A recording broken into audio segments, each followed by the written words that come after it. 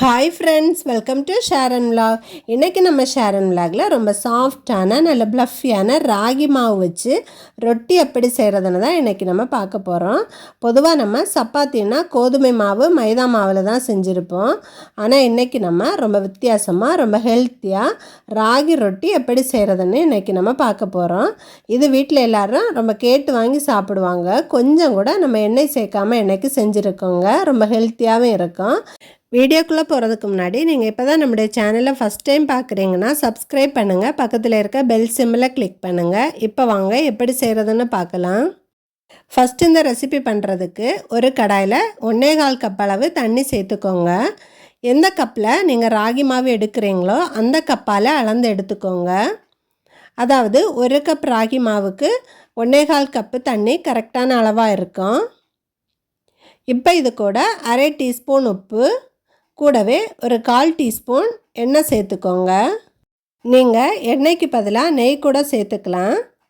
இப்போ தண்ணி நல்லா கொதித்ததும் ஸ்டவ்வை லோ ஃப்ளேமில் வச்சுட்டு நம்ம எடுத்து வச்சுருக்கிற ராகி மாவை இது கூட சேர்த்துட்டு நல்லா மிக்ஸ் பண்ணி விடலாம்.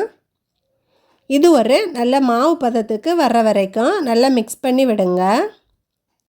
நமக்கு பார்க்குறதுக்கு தண்ணி பத்தாத மாதிரி இருக்கும். அதனால் எக்ஸ்ட்ரா தண்ணி எதுவும் சேர்க்க வேண்டிய அவசியம் இல்லை. நம்ம மாவை பிசைஞ்சு எடுக்கிறப்போ நமக்கு கரெக்டான மாவு பதத்துக்கு நமக்கு வந்துடும். இப்போ பாருங்கள், நல்லா கலந்தாச்சு. இப்போ ஸ்டவ்வை ஆஃப் பண்ணிவிட்டு இதை மூடி போட்டு ஆற விடுங்க. இது கை பொறுக்கிற சூடு வரட்டும். அப்புறமா இதை நம்ம பிசைஞ்சு எடுத்துக்கலாம். இப்போ பாருங்கள், கை பொறுக்கிற சூடு வந்துருச்சு. நமக்கு முழுமையாக ஆறணுன்னு அவசியம் இல்லைங்க. கொஞ்சமாக வெது வெதுப்பாக இருக்கிறப்பவே நம்ம இதை பிசைஞ்சு எடுத்துக்கலாம். இப்போ கையை தண்ணியில் நனைச்சிட்டு சப்பாத்திக்கு பிசைகிற மாதிரி பிசைஞ்சு எடுத்துக்கோங்க. நல்ல சாஃப்டான மாவு பதத்துக்கு பிசைஞ்சு எடுக்கணும். நாம் எந்த அளவுக்கு பிசைஞ்சு எடுக்கிறோமோ அந்த அளவுக்கு சப்பாத்தி வாயில் வச்சா கரைஞ்சி போகிற அளவுக்கு நல்ல சாஃப்டாக இருக்கும். அதே நேரம் மாவு ஹார்டாக இருந்தால் சப்பாத்தியும் ஹார்டாக தான் இருக்கும். இப்போ பாருங்கள், மாவு நமக்கு ரெடி ஆகிடுச்சு. உங்களுக்கு கையில் மாவு ஒட்டுற மாதிரி இருந்துச்சுன்னா இடையிடையே கையில் தண்ணி நனைச்சிக்கோங்க, எண்ணெய் வேண்டாம். இப்போ பாருங்கள், சப்பாத்தி மாவு பதத்துக்கு மாவு ரெடி ஆகிடுச்சு. தொட்டு பார்க்கும்போது இந்த அளவுக்கு இருக்கணும். இதுதான் நமக்கு கரெக்டான பக்குவம். இப்போ இதை நம்ம ஊற வைக்கணும்னு அவசியம் இல்லைங்க. இப்போ இதை சின்ன சின்ன உருண்டைகளாக நம்ம பிடிச்சு எடுத்துக்கலாம். எந்த அளவுக்கு பெரிய சப்பாத்தியாக செய்ய போகிறீங்களோ அந்த அளவுக்கு உருண்டை எடுத்துக்கோங்க. இப்போ எல்லா மாவையும் நம்ம உருண்டைகளாக பிடிச்சு எடுத்துட்டோம். இப்போ நம்ம சப்பாத்தி திரட்டிக்கலாம். கொஞ்சமாக ராகி மாவை தூவிட்டு அதுக்கப்புறமா உருட்டி வச்சுருக்கிற உருண்டையை வச்சுட்டு அது மேலேயும் மாவை தூவிட்டு ப்ரெஸ் பண்ணிக்கோங்க. அடுத்து நம்ம நார்மலாக சப்பாத்தி திரட்டோம்ல அந்த மாதிரி திரட்டிக்கணும். பாருங்கள், இந்த மாதிரி இது போல் ராகி மாவு போட்டு திரட்டுறதால நமக்கு ஈஸியாக திரட்டுறதுக்கு வரும். நீங்கள் இதுக்கு பதிலாக கோதுமை மாவும் தூவிக்கலாம். நான் இன்றைக்கி முழுமையாக ராகி மாவிலே செஞ்சதால் ராகி மாவு தான் தூவியிருக்கேன். இதை நல்லா ரவுண்ட் ஷேப்பில் திரட்டிக்கோங்க. இப்போ எல்லா மாவையும் நம்ம திரட்டிக்கலாம்.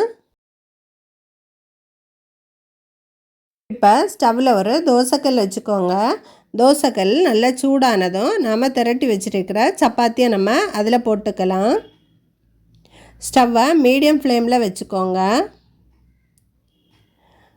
அதுக்கு மேலே ஒரு ஈரத்துணியால் இந்த மாதிரி அழுத்தி விடுங்க. அப்போ தான் நமக்கு ப்ளஃபியான சப்பாத்தி கிடைக்கும்.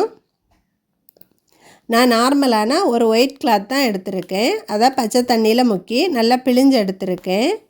நீங்களும் இது போல் பண்ணுங்கள். சப்பாத்தி ஒரு பக்கம் வெந்தது நம்ம திருப்பி விட்டுக்கலாம். பொதுவாக வீட்டில் ராகி சப்பாத்தி பண்ணும்போது நமக்கு வர்ற ஒரே மிஸ்டேக்கு ராகி சப்பாத்தி ரொம்ப ஹார்டாக இருக்கிறது தான். ஆனால் இந்த மெத்தடில் நீங்கள் செஞ்சு பாருங்கள். ரொம்ப சாஃப்டாக வாயில் வச்சாலே கரைஞ்சி போகிற மாதிரி இருக்கும். இந்த மாதிரி ஒரு கரண்டியால் அழுத்தி விட்டு வேக விடுங்க. இப்போ நமக்கு 2 பக்கமாக நல்லா வெந்துருச்சு. இப்போ இதை நம்ம வெளியில் எடுத்துக்கலாம். இந்த மாதிரியே எல்லா சப்பாத்தியையும் நம்ம சுட்டு எடுத்துக்கலாம்.